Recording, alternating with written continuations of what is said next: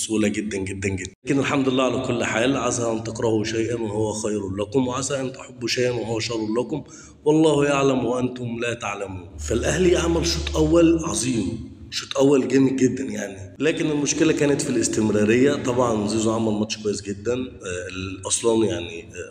يا جماعه الماتش كان جميل جدا. في الشوط الاول كان للاهلي، يعني الشوط الاول الاهلي عمل كل حاجه في الكوره، لكن طبعا ضيعنا فرص كتير. ده الهدف اللي جابه وسام واتحسب اوفسايد، وفعلا هدف اوفسايد. لكن الكور دي احنا نقدر ان شاء الله باذن الله نعملها في ماتش بالميراس، وان شاء الله نقدر احنا نكسب لو هنلعب على اللونج باص اللي هو الكور الطويله من حارس المرمى ومن الدفاع لقدام. فانا شايف ان لازم يكون محطه زي ما بورتو عملت. بورتو عملت حاجه عظيمه جدا. المهاجم بتاعهم كان هو محطه، كان بيستلم يقف على الكوره يسلم اللي جاي يروحوا انفرادات. طيب انا من وجهه نظري شايف ان اللي